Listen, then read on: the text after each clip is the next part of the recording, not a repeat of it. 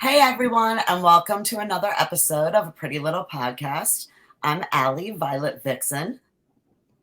And I'm Jessie. Very bare bones today. First day I have been in my new place, so it has been a lot of running around. I'm like essentially bed frame, and that's it. I'm not used to it being a clear wall behind you. I know, right? But by next week, this should all be very justified with the best stuff, all new lighting. We will everybody stay tuned for that. So, do we have a treat tonight? We have some familiar faces and we have some new ones. Introducing Fatalist. This up and coming band delivers a fresh sound that captivates audiences with every note, combining sick vocals, insane guitar riffs, and pulsating rhythms. Fatalist crafts a sonic experience that leaves listeners craving more. Please welcome Fatalist. Hey. Hey. Oh, we're digging the hair. We're digging the hair. Oh man, it's been oh man. So a lot has changed since last we spoke. Yeah, please fill us in everything. Well, we need to know everything. First, let's new member. You want to introduce yourself and say a little about you? My name is Kuzi. I'm the new second guitarist for Fatalist, formerly previous band. So I showed up right at the change from the previous band to Fatalist. So thank you for having me. And yeah. Now, how did you connect with them? So I don't. Go ahead. No, it's okay. No, I was gonna say. I just want to say we didn't change the name. It's like it's a new band, so it's like all new music. The music is a lot different. It's a lot harder. We're gonna have an all new lineup, excluding me and Chris. I did notice that usually you go with new metal, and I did notice that this is listed under metal. And I'm learning like the new subgenres. So what kind of metal are you like considering yourselves? It's a really good question. So right now it's it's like a weird blend between, it's metalcore still because there are riffs, but there is a lot more elements of like hardcore in there. In terms of the vocals, there's like nothing clean, no singing. Yeah. Very like percussive instruments, and we are still including a bit of that hip hop element, but it's just it's tuned lower than FDS was. The music is a lot faster and a lot more complicated than FDS was, and the vocals are a lot crazier. And yeah, so I'm sorry, I didn't mean to cut Kuzi off. I'm sure you have lots of questions. I just wanted to like say like it's not just changing the name. We're like it's a whole new thing. Well, Kuzi, how did you connect with the band? I heard one of the songs from the previous band, not a name change. That was my bad. And I reached out to Chris. Which song caught your eye? Wish You Would. I particularly enjoyed just how much was going on, and should have, like on paper, it should have not made any sense, but somehow they pulled it off. So I was like, okay, well, I wanted to see the method behind the madness. So I reached out to Chris. Saying, hey, if you need another guitarist, I just moved to LA, so I'm here in case you need one. And he's like, it just so happens we do. And so this long audition process happened, and I found myself playing guitar with FDS first, and they decided to keep me on for Fatalist. So what did you woo them with? What song did you audition with? Oh, they just said play this, and I played it. So just knowing when to jump when people say jump, instead of trying to like. I know Chris mentioned that he would reach out to guitarists and be like, hey, can you play this song or Wish You Would, for example, and they'd be like, no, but here's me playing Slayer instead. And it's like, well, that's not it became a meme, because we would have people who gratefully would message us with aspirations to try out for the band. And I would send them Wish You Would, because I know that that's the most challenging song. Humbly, it's the most challenging song that we have. So if you can play Wish You Would, you can play probably everything else we have. And we literally got a guy, and I love that he's a fan, but he was like, here's some Slayer, or you want to hear some Dawkins? I'm like, I mean, no, like, I want to hear our songs. Yeah. And within Kuzi's first song that he sent in was "Wish You Would," and within by the end of the first verse, I'm like, okay, I'll keep watching, but I'm like, he knows. You're like sold. Yeah, like I could just tell, just from being around musicians and watching people play stuff on YouTube, like you see the thing that like you can speak the language of, and he spoke it for sure. I think that's a very interesting thing to think about when it comes to like how bands are choosing people that are, they're being involved with. I think like, because whenever I watch an audition video, I'm definitely not just looking or listening to what they play. I want to see like what kind of gear do they have? What is their setup like? Does it look like they play on their own independently? Mm-hmm. Does it seem like, because you can tell when somebody has their setup so they can sit at their computer and they play every day, like you can see that reflected. So it's very interesting to me that it's like, you think it's just how well you can play, but it goes a lot deeper than that. People want to know. I like when they give it their own flair. Like when they take a song that like it still feels familiar, but then they kind of like give their personality to it. I love that. So we got to hear all about your release, Double Down. Yeah. So good.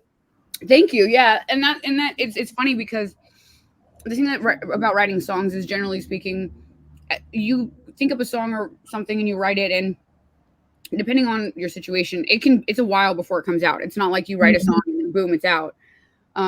Usually by the time a song comes out, we're already like all the way mostly through the next one, and we're like, oh god, F that last song, can't wait till this next one comes out. It's so heavy. I think that's why there's such a recurrence in music where you see people say, oh, this next one is really going to be, because really that's what you think, because you're like, okay, I'm already past that, I'm down to something extra now. But yeah, I really wanted to release the new project with a bang, so to speak. And my friend Sinister, who is the feature artist on that track, we actually got him to do a feature, or tried to get him to do a feature like maybe almost a year and a half before. And our schedules never aligned. And finally, it turned out that he was going to be in Los Angeles. And I was like, well, I really want this project to have a feature with somebody who has good Spotify numbers as a way to like get some traction for our first release because we're starting from zero. Like the Fate Destroyed page is doing great. Yeah, I was about to say congratulations, because you guys get some pretty nice numbers. Yeah, and like we got, full disclosure, because I don't ever mind being transparent. It's because we were able to get access to Spotify Discovery Mode, and so a lot of that is algorithmic playlists, which is great. But anyway, so it's difficult to go from that to something that has like 0 plays. I'm like walking away. We're like walking away from a Facebook page of like 60,000, and and those kinds of things. But I mean, it was an important switch. But yeah, so I wanted to really have some good momentum behind the release, which is partially why I chose Sinister. One of my favorite things, real quick, not to cut you off, but one of my favorite things that you did with Spotify is you did that thing where you like posted the names of your favorite playlists that you were on. Like, I thought that was such a fun idea. Like, I love seeing that with like the different names, and like some of them are hilarious. Some of them are like, so I try to do bread too or something. Yeah, I always do like because I think people don't know that when you add a song to your own like playlist, if there are enough streams in it, the artist can see that playlist. Like we can see every place I've added to. So there. I never knew that. I learned that through you guys. Like. I love it. And I feel like it encourages people to participate. And maybe, if I'm doing them regularly, people are like, well, I want to get my name. So people come up with like ones.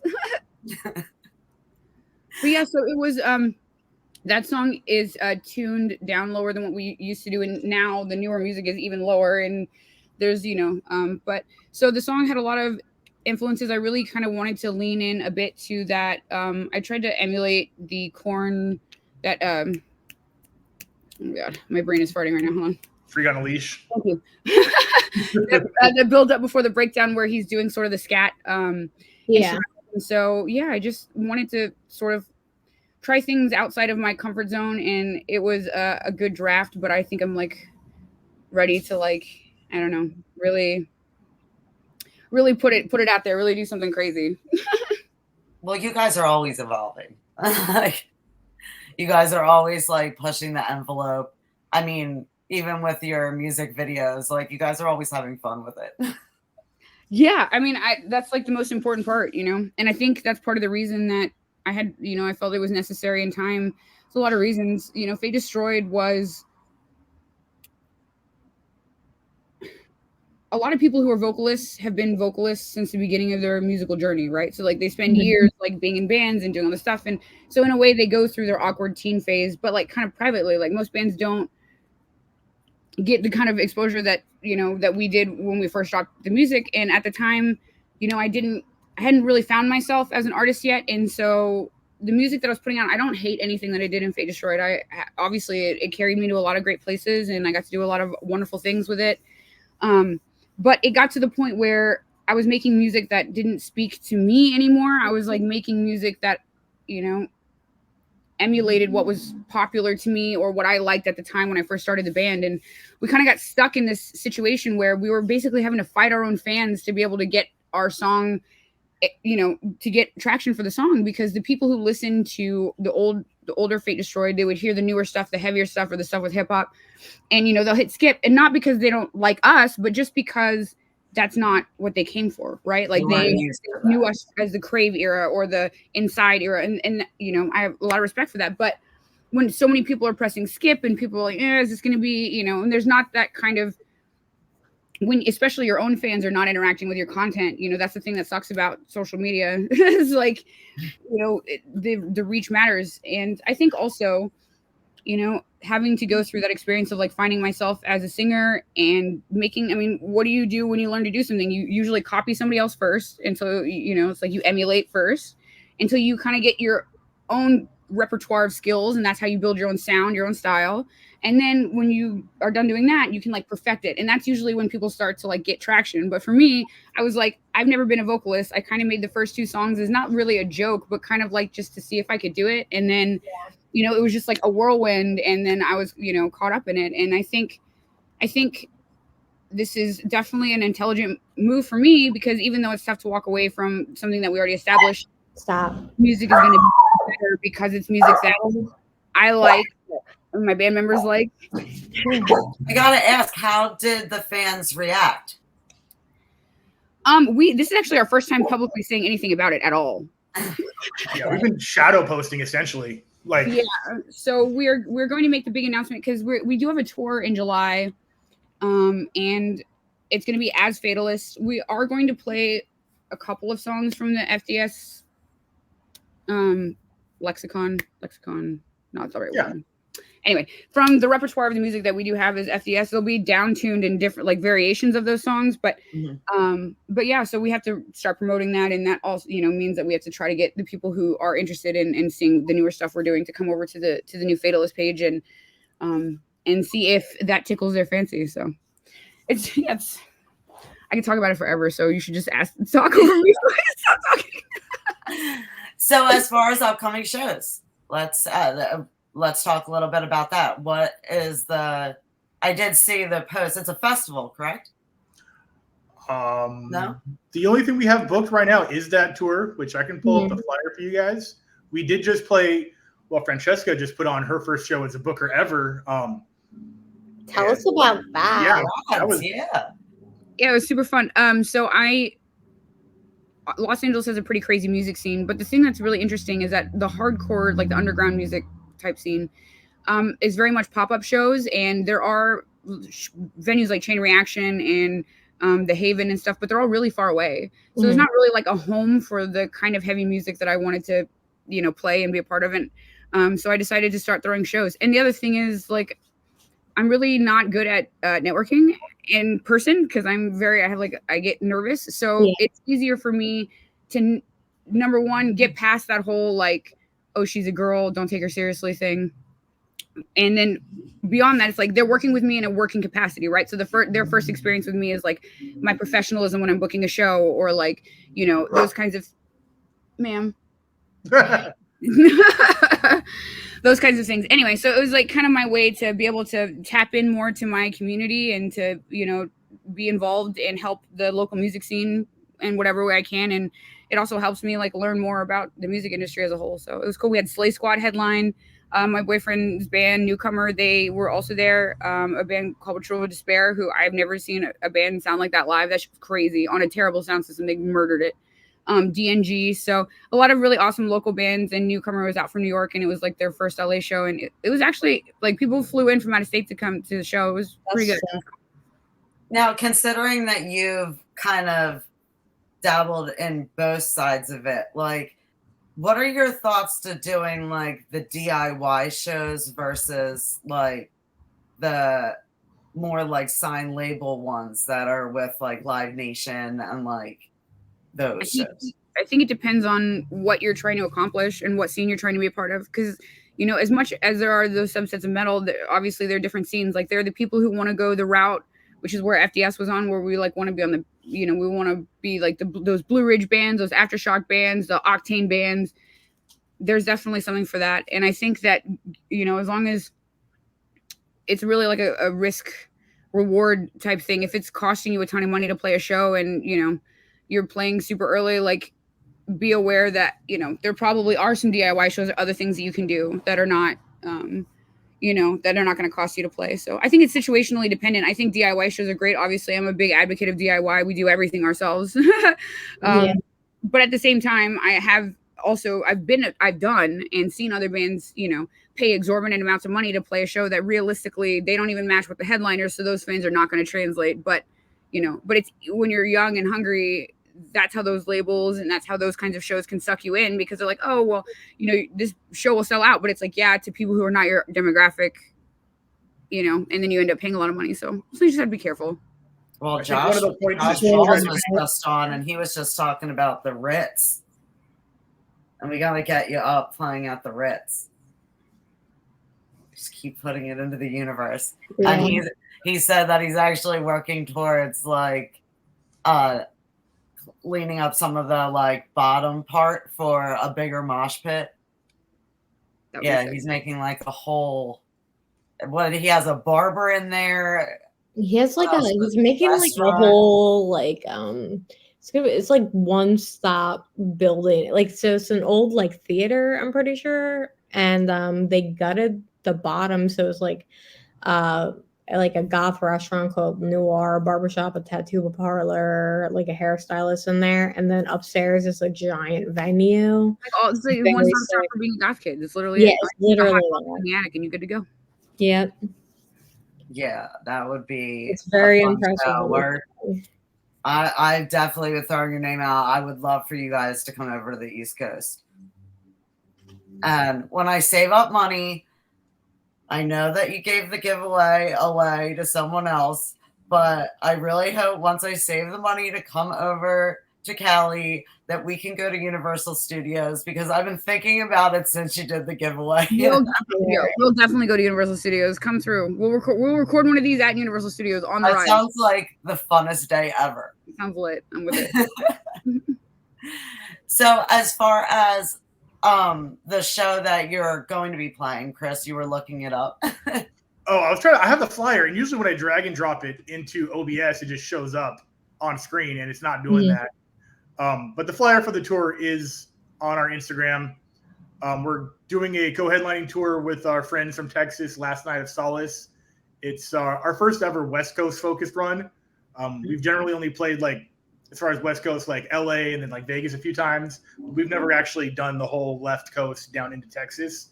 It kicks off July 11th in San Francisco and goes all the way down to Corpus Christi on the 24th.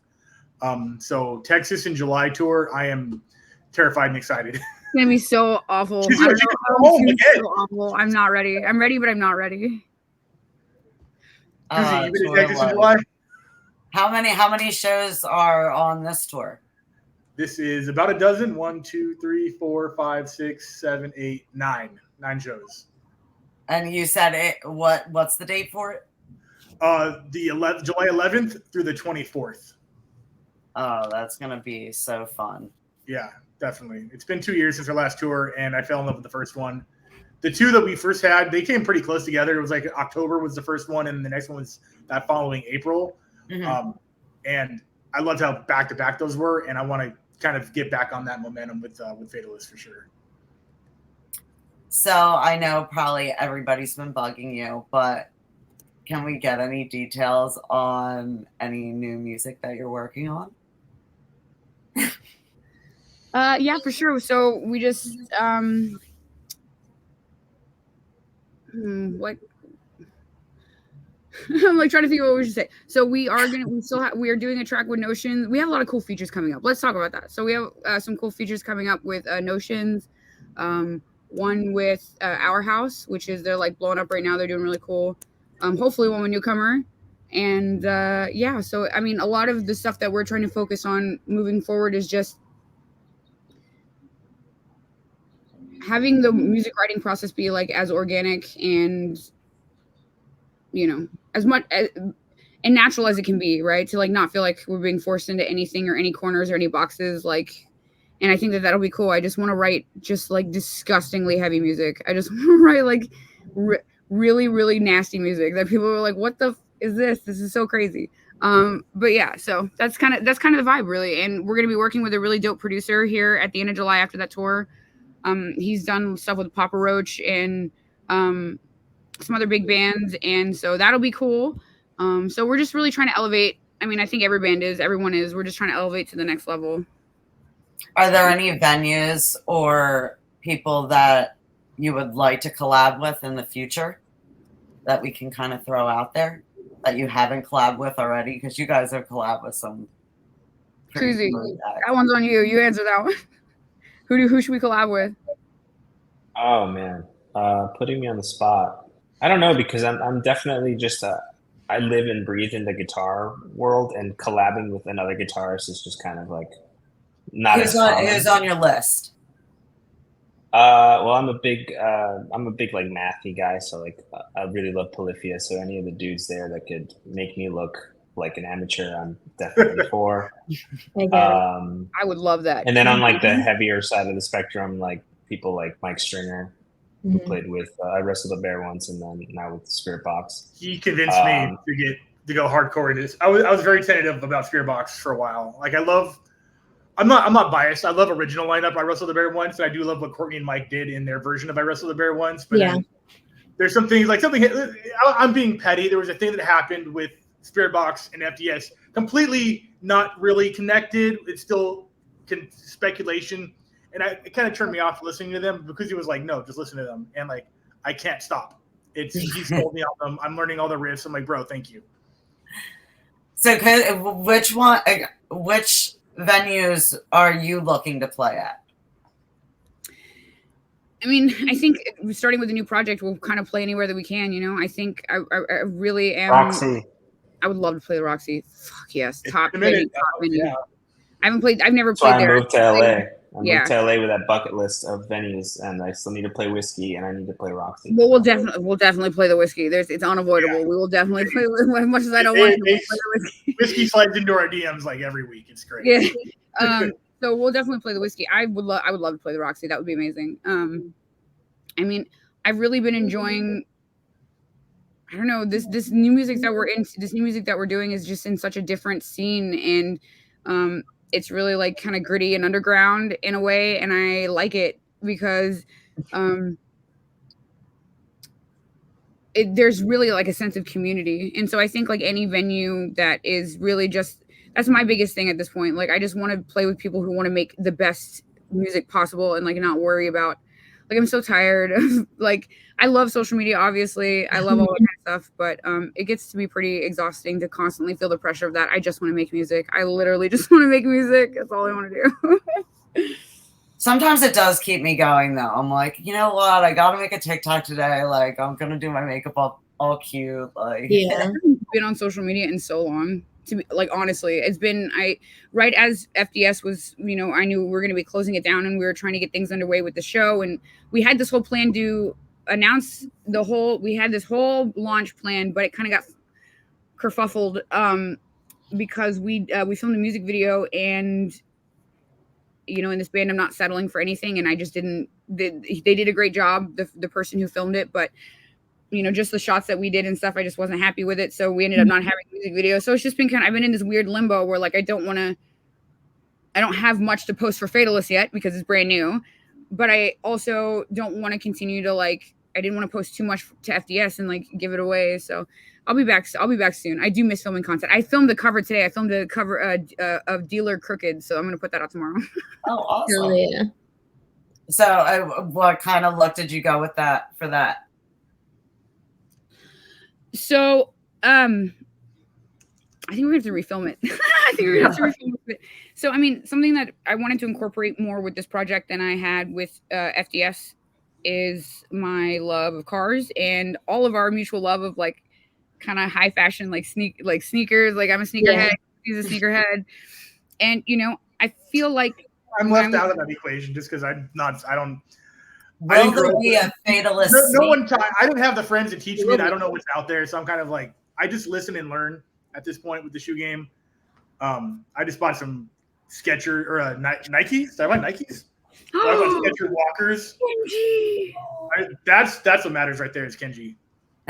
See, oh my god, that face! I don't know much about the sneaker game. All I know is that the pandas get roasted.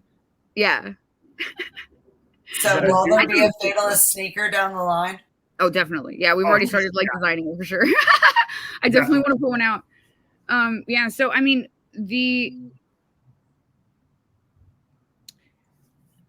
I always had like my life has been siloed, right? Like if you look at my TikTok, that's all about cars. If you look at my Instagram, that was more about like my makeup tutorials, and it's just like I want to be able to encompass all of the things that are me. I don't want to be so limited. And I think when we're talking about like what's your unique brand image other than just like being a chick who does metal, which is not a brand or a genre for the record, I wanted to incorporate something that I thought was visual. I want people to see our music videos and be like, oh, that's that chick who does the metal and she has the cars. Like that's what I want is that kind of brand recognition. So and this all ties back to the music video had a lot of those elements. My friend had a Supra that he brought out, and I was like riding on the side of it, and like we had people from Newcomer come in, and we were doing like some of the old school LA filming in LA River, like hardcore type music video vibes, and it was really fun. I just think some parts of it need to be reshot, and I just want to make sure that like especially our first video, it has to be perfect. I get it. So are you guys planning on doing the lyric videos? I don't think so. I don't think so just because I feel, I mean, they're not really like as popular anymore. It's like people don't really, it's because everything I has to be like them so that like I get the words. I'm one of those people that sometimes I make up my words. Yeah, Allie will like make like hear a song and then like when I'm doing TikTok or when I'm like singing it like on a live or something, like I want to actually have the words right so that I can do the right motions. No, I love that. And I we'll put I do want to put the lyrics to our songs on like in the descriptions on YouTube. And then also now that we have the music match whatever thing, we'll be adding so you can see the lyrics on Spotify. Yeah.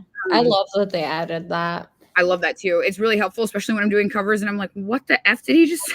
Yeah, I love that they added that. I'm like big It's fan. one of the main reasons why I always used Apple Music over Spotify. Because Apple Music has had that on there since the beginning. So oh really? Especially with all this screaming, like all of the music that we listen to just has like just insane vocals, and it's like I don't know what she's saying. I don't know what he's saying. So do you have any plans for any covers? Even now, otherwise.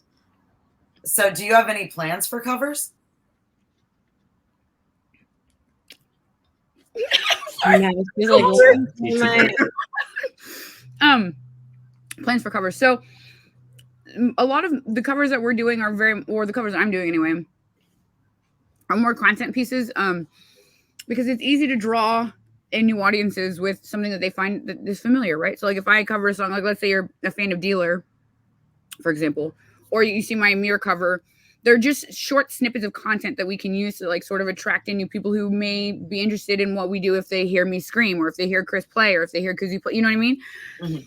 So in terms of releasing covers, I don't think that we have any planned. I could name a billion songs, but like right now I really want to put out as much original music as we can because yeah, it's like it's so weird to have a catalog of a song.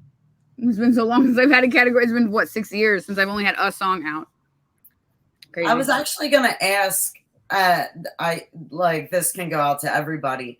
Do you guys plan on doing like a theme for your discography moving forward, or is it more just going to be what you're feeling in the moment?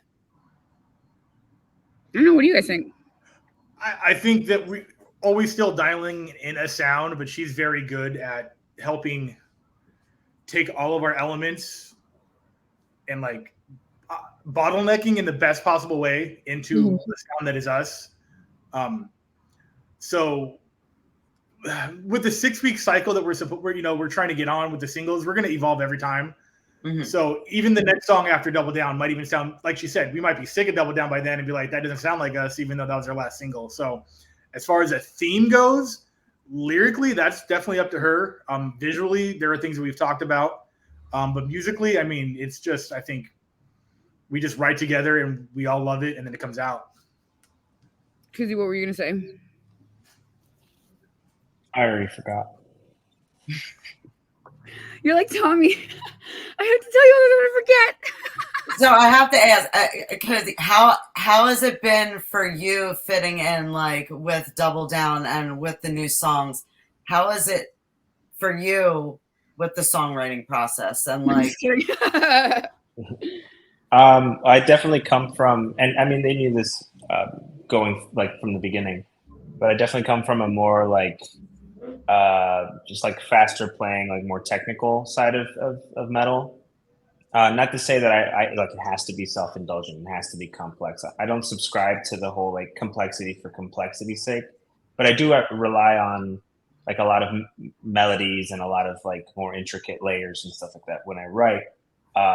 So naturally, when Chris has a riff or she has an idea that she's like conveying, like what about something like this? Like my brain, I've had to kind of teach myself to like, okay, don't go too far here, because that's not what the sound needs. And like I'm trying to put too much. You're trying to go back to caveman riffs after you've been straight up playing like the technical stuff. Yeah, dude, can we? That's definitely one.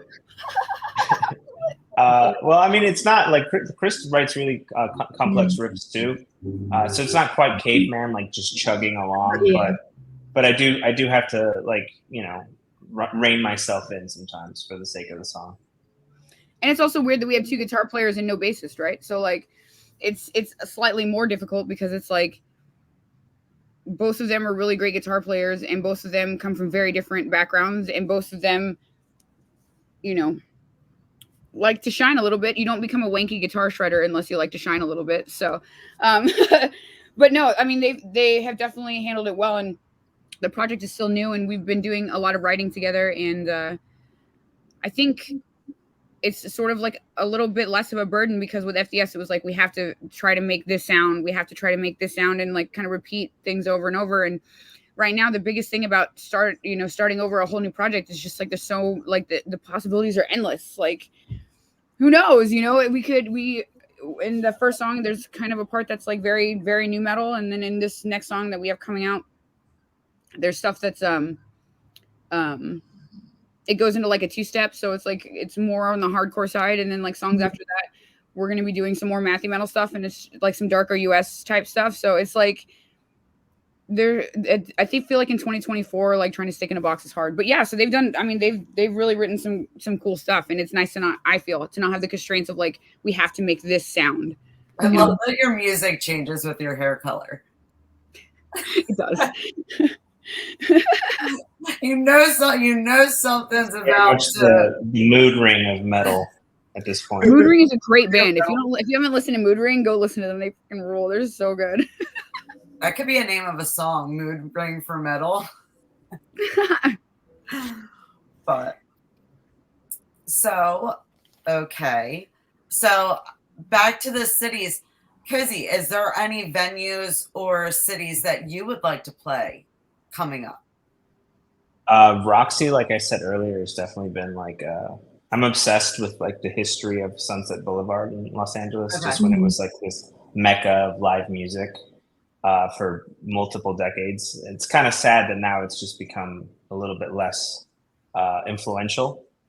But honestly, any of the venues on that strip, Troubadour, Viper Room, Whiskey, Roxy, it sounds very cliche, but I do want to at least, kind of cut my teeth with those venues, kind of wear them like little badges of like, hey, I did the LA circuit. Now, have you guys gone in and like Googled the venues that you're playing in your upcoming tour? The one in San Francisco looks pretty cool. Which one? The one in San Francisco. Yeah. Oh, yeah. DNA Lounge. Yeah. DNA something. Yeah. Yeah. DNA Lounge is lit. It's upstairs. Synwave in Vegas just opened up. My friend Blake opened that up with his friend Martin in the past year. It's very new. But I see their footage on obviously like the gram everywhere, and they're throwing down some really great looking shows for being a new venue. It seems to have the buzz in the scene out there. So I'm excited for that one for sure. As far as like a venue I've never played before. Now, how long has that been open for? I think less than a year. I feel like I started seeing them talk about it's coming soon, and then the grand opening in the past year. I love when they like tease you and get you all excited, and then it takes forever. Edging of the venue. Like I go through it with my son with the video games, where they'll like say that they're releasing something, and then it like takes like 10 months to a year. I hate that. That's as a gamer, man. Like another delay. We've been waiting for the Hollow Knight sequel. Hollow Knight 2, yeah. So I want to know a little bit more about you, Cozy, since you're the newbie. What are some interesting things about you? Well, I'm a med school dropout. Before I moved to LA, which I think I'm rounding on my second year now, I was halfway through med school. I was doing, I was following the template for like son of the year type thing. I went to school there at University of Miami. I was going to med school, University of Miami. My grades were good. And then halfway through med school, or shortly before that, I realized that it just wasn't, I wasn't passionate about it. So before inhaling $500,000 in debt for med school, I figured, okay, let's just cut our losses now and do what you're actually passionate about. So I dropped out. We packed everything up and, shortly after moved to Los Angeles so that I could do music full time. And then I think within like 6 or 7 months of that, I was already in talks with Chris. So things are going according to plan so far. That's awesome. That's really awesome. Also, so what are some of the things that you want to, since you're new to LA, like what are some of the things that you would like to experience out there? As far like in music or just in general? In general. I'm waiting for this good weather that they keep talking about. But when I showed up, it was like the most historic flood in like 50 years, followed by like the coldest that it's been in 40 years. And then another storm showed up, which was worse than the first one. And it was just like, that was like my first 3 months in LA. And yeah, we get nice days here, but I was sold this like fantasy. Yeah, this perfect weather all the time. That's why it's so expensive. Don't look at the bill. Just go outside. It's fine. It's perfect. Yeah, I'm still. Yeah, that's what I always heard. Yeah, this rain has been intense. It's hitting us. This unicorn of weather, of climate that I haven't experienced yet. So I was just in Vegas and I enjoyed it better. In months where it hasn't rained. I mean, every weekend just gets like completely. 17 weeks. And at least one of the days is like vicious. But it's apparently rained 17 weekends in a row. I can believe it. Yeah. I can believe it. And I'm like trying to have a like a pop-up sale, like kind of like garage sale sort of thing. And I've had to move it like week after week. Hopefully I'll be able to fit it in before. What part of the United States are you guys located in? We're in Philadelphia. Philadelphia, yeah. Okay. Is it West Philadelphia? No, I'm not in West Philly. That's all I have to say, and the song's already playing in your head. You already. Yeah. I go out to West. At least the food there is really good. At least. The food here is awesome. I'm in North Philly now. Yeah, when we went to a show the other day and they were from out of town, and one of the fans had got them cheesesteaks, and the girl's like, this is my first cheesesteak. It was so cute. Ooh. We take it for granted, don't we? Like, I mean, those things will convert you. Honest, I don't eat that many cheesesteaks. I'm like a hoagie girl for sure. Oh, see, I'm all about I don't eat meat. There's a place around the corner from where I moved that has kielbasa cheesesteaks. They're like amazing. They're like they're big suckers though, so you will not want to eat for the rest of the day. There's a Philly spot by my house, and the owner is definitely, undeniably from Philadelphia. I believe it. And I just crushed a chicken cutlet hoagie there. That was baby. It like altered my brain chemistry. That's where we're at.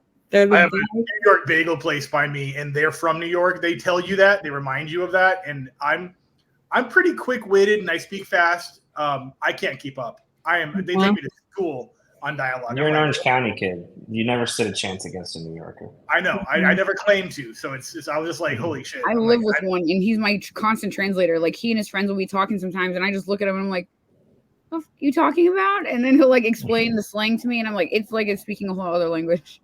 Yeah, that's for sure.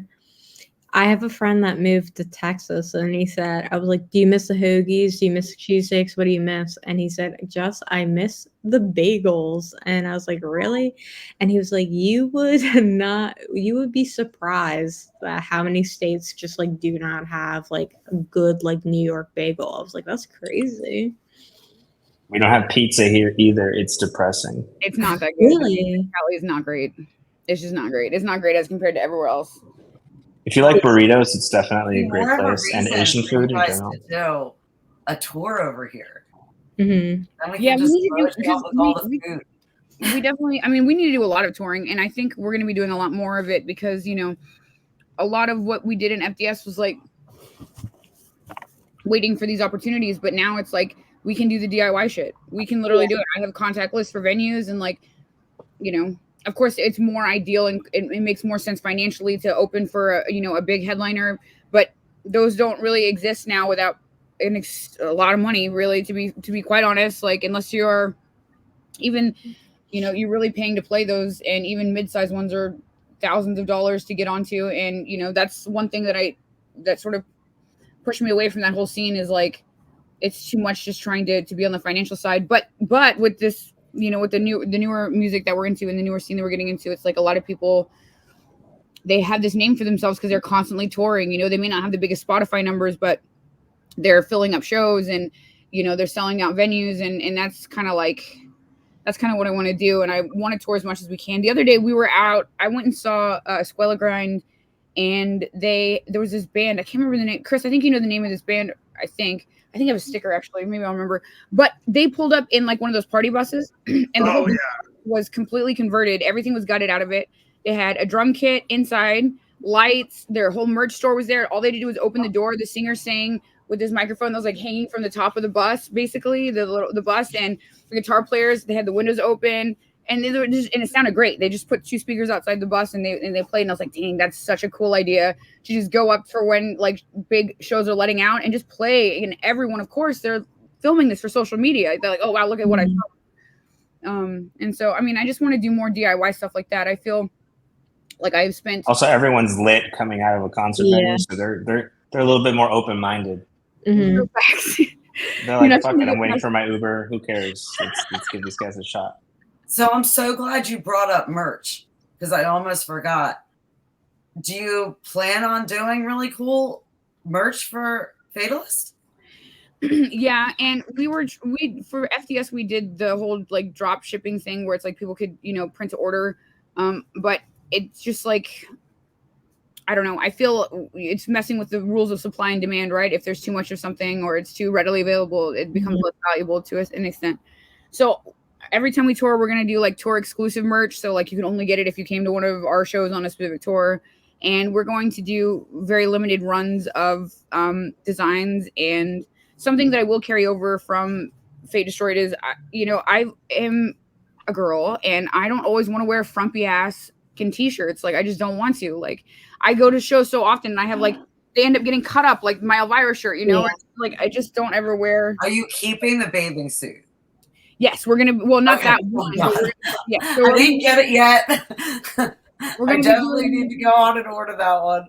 We're gonna be doing that, and like, I mean, that's a big thing for me. I'm like, I really want. I've always, as an artist, not leaned into my femininity or being a woman as a crutch to be like, oh well, whatever. But what I do want is to have. I want to make music that makes hot girls want to come out and listen to metal. Like, I want to take baddiecore and make it a good thing, right? I want it to be like, huh?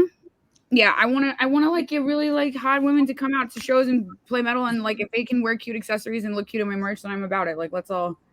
It's got to be like a supportive community thing, I think so. Yeah, we'll definitely have that. And, but it's just going to be a lot more limited runs of things and not all just like t-shirts, cause that's really boring, but definitely. And anytime we do a release and whenever we're doing, tours, we'll have like tour exclusive merch that you can't get anywhere. So. And I don't want to take up too much more of your time because Francesca was nice enough to stop recording to hop on our show with us. Of course, I love you guys. So I literally in the other room right now. I have I don't know if I'm allowed to say, but I have a guitar player from a pretty sizable band, and Tommy's entertaining them right now. He's doing a great job. Showing him YouTube videos, Cozy. Well, you're one of our favorite people to have on, so it's always exciting to be on. Definitely, and I am so excited for what's to come for you guys, and just.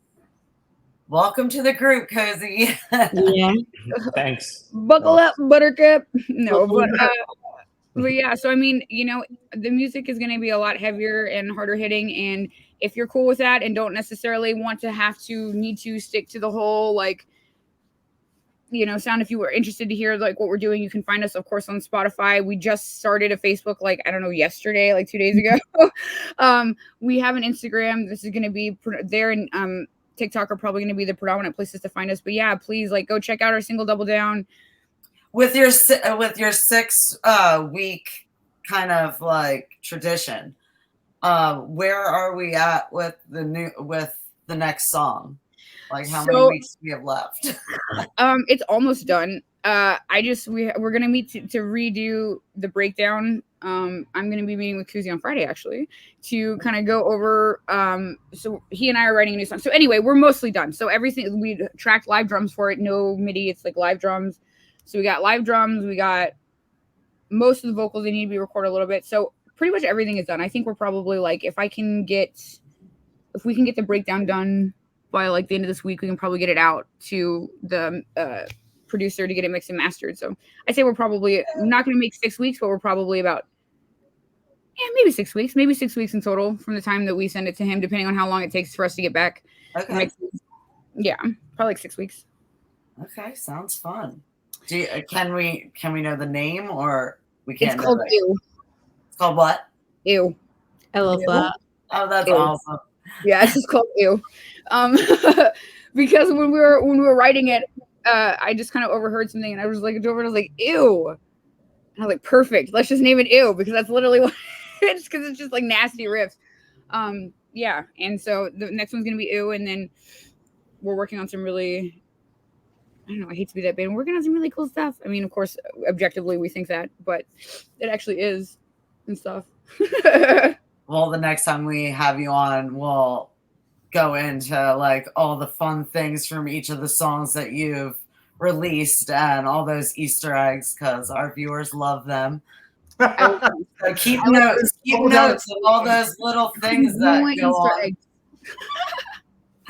But we love you guys. Thank you so much for having us.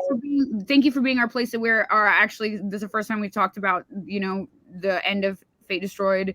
And I do want to say there's no part of me that, I mean, it's a special kind of pain because I'm attached to it. It's been everything that is me. It's been my whole drive, my experience, been everything. Every dime I've spent, every action I've taken has been surrounded by this band or has revolved around this band. And, it's tough to walk away from, but it's for a good cause. It's and we hope that the people who listen to us as Fate Destroyed will be open-minded to music that's a little bit different and come check us out as Fatalist and see how we all, evolve and how things change. Because I think, growth is important. And I think I will never have to hear, what was your band's name again? Fate? Yeah. Oh, Jesus.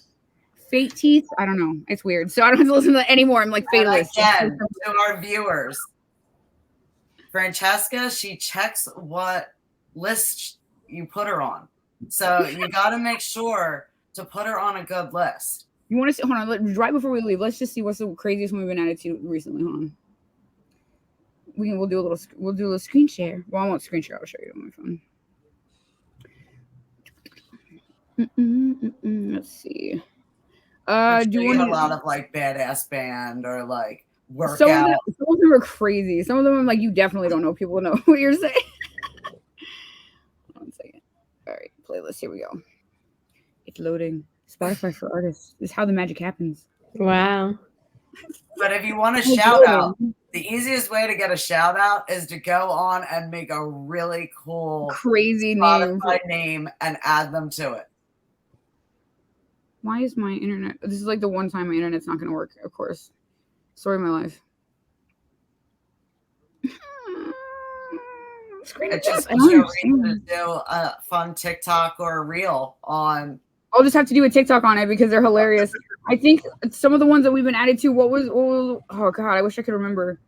Yeah, there was a whole list you put somewhere in one of the band chats about it. Just like you were like, look at this shit, and they were all funny. Some of them are fun. Some of them are like, really inappropriate. Yeah, like I swear to God, one of them was called like music to eat bread to or some shit. I was like, what the fuck is that? I don't even know. I'm like sold.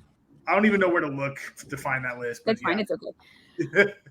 Well, just think, you get a shout out if you put them on a really cool list. So, reason right there to get on Spotify, go under Fatalist, and listen to Double Down, add it to everything, and throw Wish You Would on there too.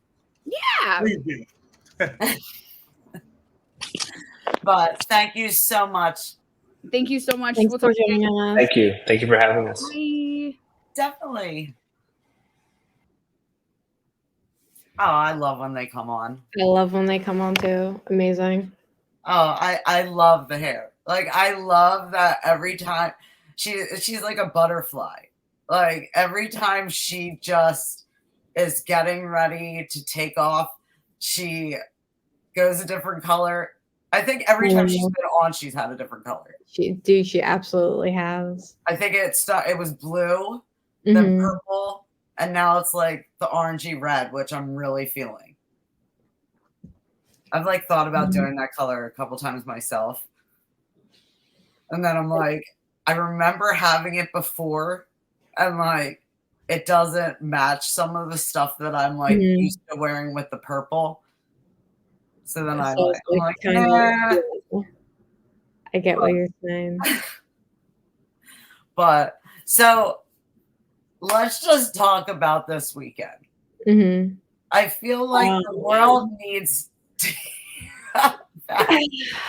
yeah. This week. Also, I moved and I didn't buy any pillows, so I'm over here like pillowless. Don't you have a fur jacket? I do, but it's not. I didn't move that either. I'm literally like bare bones. Like I didn't bring a blanket. I brought like a little throw. So I'm really like. But our viewers need to hear about Thursday night at least. Okay, so we go to see 408 and definitely maybe and Telltale, and we go to Kung Fu Necktie. Jesse, we meet you there. We're having so much fun, videotaping the whole 9 yards. We get our little shout out, shout out to the pretty little podcast. We walk outside for a minute.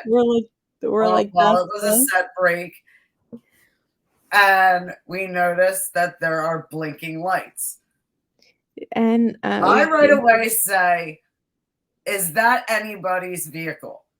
Everybody looked at me and said, "Nah, nah." Well, I'm sure you all can guess. It was one of our party's vehicles. It got towed. Yes. And it's a thing called hereditary towing. Okay. First of all, my friend was parked past the sign, and he was not in front of the driveway. And I feel like even one of the residents like admitted that that was a shady scene. And do you know, right as he got towed, another car pulled in? Yeah. Same spot. You know, they did a lap, dropped off his vehicle, and then came around that one. Yeah. They probably made bank off of that spot. Oh, absolutely. That's craziness. That is crazy, crazy. And let me just add, it was raining. Thank goodness my other friend is a saint and came right down, and it actually worked out perfectly. As soon as 4A was done, I got the phone call. I was like, wow, that was awesome. Amazing. I'm so happy that your friends always come out for you. So I do think it was funny that I had all of the clothes for you and my merch. Yes. I had put my merch in the truck, and my merch got towed too. So very soon I will have my Definitely Maybe shirt on. Well, it was just such a weird night, like in that way, like the way things worked out. But overall, good time. I'm going to tell you, I was living my best life Thursday through Saturday. I mean, I just had, and Sunday, I had a great Mother's Day too. But I mean, like, Saturday night, went to Love Drafts to see Lilac and Platinum Moon, who are actually going to be coming on. They were phenomenal. So fun. And Traverse was there, Traverse the Abyss, and Dinosaurs in Paris. They were all just absolutely phenomenal. And Jackson went with me. Yeah, how was that? He's been sitting a lot out lately, but he's like, you know what? I really want to go with you. He was a little annoyed with my mom because she, like, made him kind of, like, help clean his closet, and he doesn't really like that. So he's like, I want to go with you on Saturday. And at first I was like, I don't know, because it was, like, a long concert, but I ended up having a blast. And let me just tell you, the look on his face when, first of all, when Cam climbed the speaker and started playing the keyboard on top of one of the high speakers, like, Jackson was literally like, I mean, smiling, and he's like, Mom, oh my God, look at him, look at him, look at him. And then Oscar, like, came right down in front of him and was just rapping, and Jackson just, he had a fantastic time. It was really funny because I think it was Jamie, maybe, I forget which one exactly, but one of the guys from Traverse, Jackson is new to the mosh pit, and they had a child mosh pit. So he was kind of like keeping his distance and just kind of like bumping a little bit, and then he would like step back, bump a little bit, step back. Like, wasn't full like fledged. Well, one of the guys from Traverse came down, and he was just like lightly bumping into them because no one had really bumped into Jackson. He had more like bumped into other people. He like bumped into Jackson's face. He didn't know what to really do. He's like, wait, I've been doing that, but like, you just did it to me. But yeah, it was a moment watching him like not sure, because like I've told him since he was little, like he's always been tall and like one of the bigger kids. So I've always told him like, don't get rough with anyone. Be a gentle giant. He's like, I'm allowed to get rough now? Like, you want me to? Like, I was like, yeah, it's a mosh pit. You're supposed to bump into each other. And he's like, I don't know about this. Like, but his face when the one guy came down and started moshing with them, like, it was just priceless. That's so fun. But Oh, happy Mother's Day to you. thank you. I got to hear all about your new place. I mean, honestly, this is like my first real day in here, and I really need to just spend this week taking care of like things and getting a situation and settled into here. So I'm really looking forward to doing that because, like I said, The question is, by next week, will there be a whole wall full of artwork? Taxidermy? Probably. For taxidermy. Probably. Do you have Penguin Stefani? No, I wanted to like stop by my mom's and get it, but it is like but like that requires like a lot, like going to my mom's and getting some stuff, serious stuff. And like right now I don't even have all my stuff from the other place in Philly.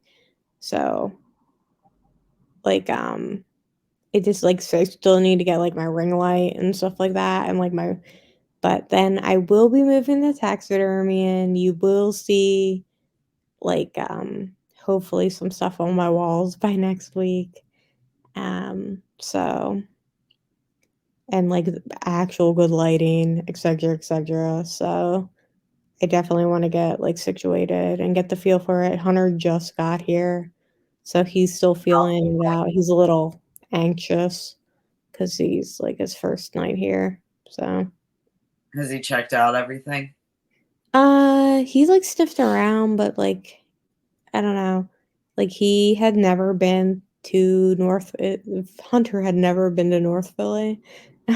So he was doing that thing where he got dogs do where they get really overstimulated in a new place. So he was like smelling everything and he kept like getting under my feet and I kept stepping on him over and over again because he was just like too whatever, a little bit too jazzed.